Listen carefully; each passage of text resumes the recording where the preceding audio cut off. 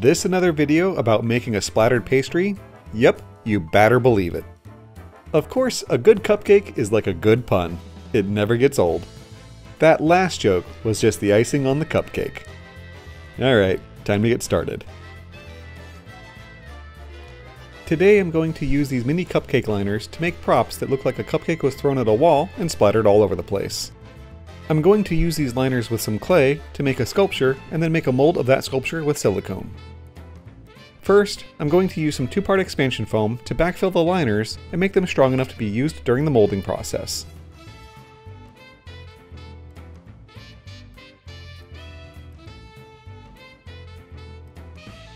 With the expansion foam fully cured, I remove them from the tray and pick out 2 that I like and cut the tops off of them.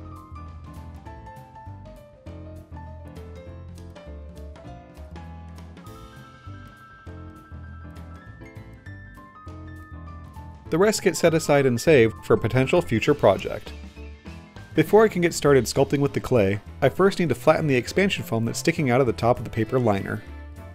Next, I'm going to trace out a piece of 4-inch tube onto this piece of melamine, and then I'll trace out the shape of the cupcake liner in the middle of that. Then I'll make some lines as guides for how I want the splat to look, and I'll sketch out the shape of the splat following those lines. When sketching the overall shape, I make sure to leave at least a 1/4 inch of space between the clay and where the inside edge of the PVC tube will be. Ultimately, the PVC tube will get glued to the melamine to make the mold box for this project. With the sketch done, I can finally start sculpting.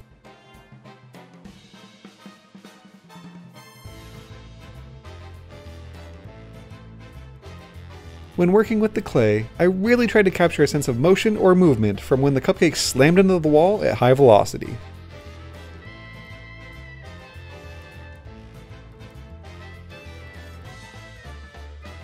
I also tried to add a bit of depth so that the sculpt wouldn't look like it was just a flat decoration that might as well have been painted on instead of sculpted.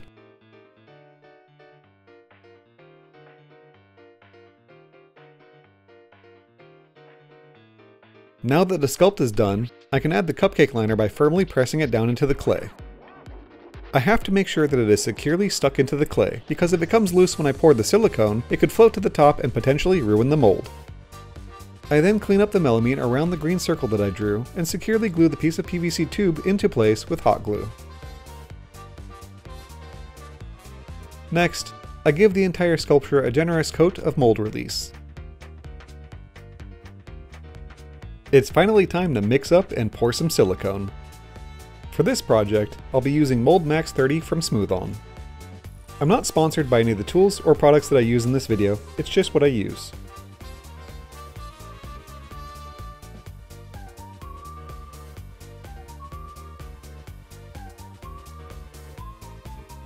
Since I don't have a vacuum chamber to degas and remove the bubbles from my silicone, I've come up with a method that usually creates bubble-free molds. I start by pouring a small amount of silicone over my entire project, and letting gravity pull and stretch it so that it becomes a very thin layer. This layer becomes so thin that it can't hold any bubbles, and they all pop. After a while, I pour the remainder of the silicone to finish the mold. While the silicone for that mold is setting, I'm going to turn the melamine around and get to work on sculpting my second mini cupcake splat. Yep, that's right.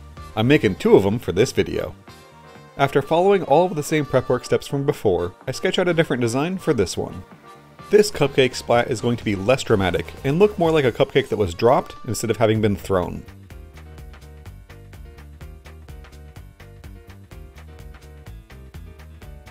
When I cut the section of PVC to place around the sculpture, I measured to the top of the cupcake liner to make sure that the PVC would be about a 1/2 inch taller. This way, there will be enough space inside the mold box for the silicone to cover everything. After another generous helping of mold release, it's time to mix up a second batch of silicone and watch those satisfying swirling colors.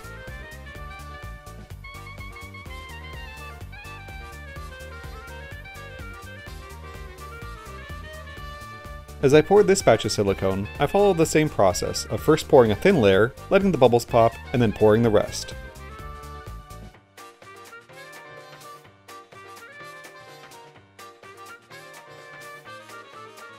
After letting the silicone fully cure overnight, it's time to demold and see how they turned out.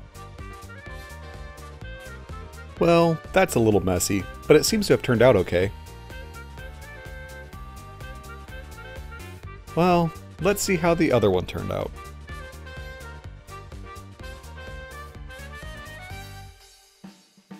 Huh, okay, that's a little, yeah. I'll get that cleaned out and see how it looks. Well, it looks like it turned out perfect. After a quick bath in the sink to wash off all of the clay and mold release, they'll be ready to make some castings.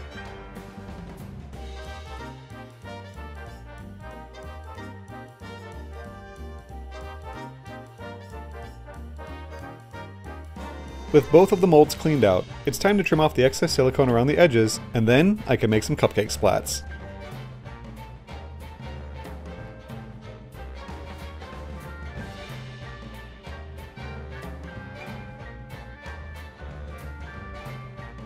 To make these castings, I'm first going to coat the inside of the mold with a layer of onyx from Smooth On. For this, I'm using the Fast Set kit.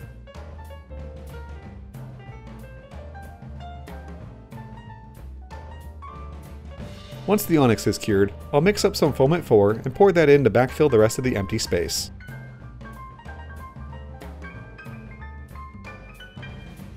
I covered the molds with these pieces of styrofoam and put my weight on them to create back pressure within the molds. The back pressure will push the expansion foam into all the little spaces, as well as make the expanded foam a little bit more dense. This one turned out really good. Let's see how the other one turned out.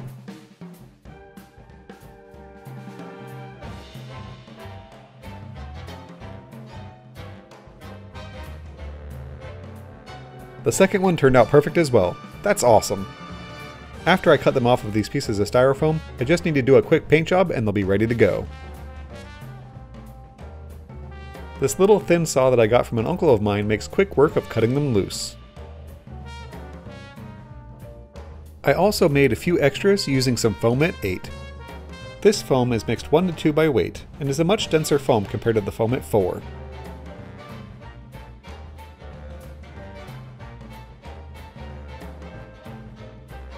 To start, I painted everything with a plain white primer.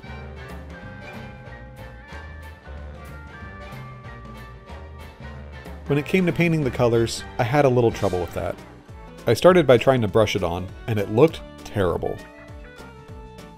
I then tried to use my airbrush, and it also wasn't working the way that I wanted. I eventually switched to using spray paints, and it ended up working out well enough. The way that I was able to get them painted 2 colors was by first painting the cupcake liners with 1 color. Once that dried, I then covered the first color with an actual cupcake liner so I could primer and paint the frosting a different color. From there, it was just a matter of carefully repeating that process until they were all done.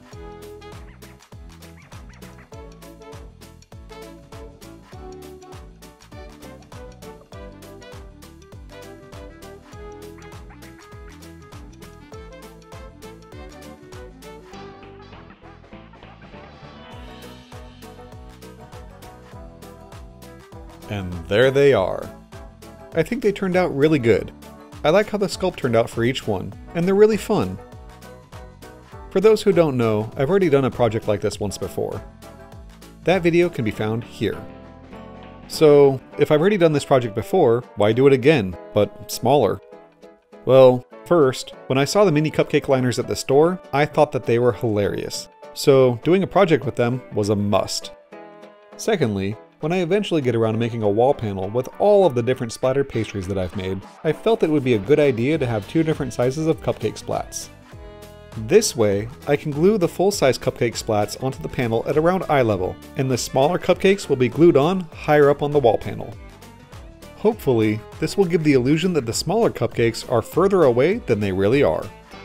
Doing this forced perspective style trick might give a guest that's walking through my haunt the feeling that everything is bigger and more grand than they really are.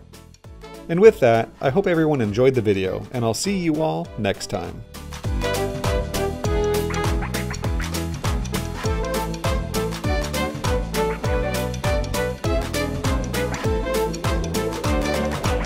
Thanks for watching.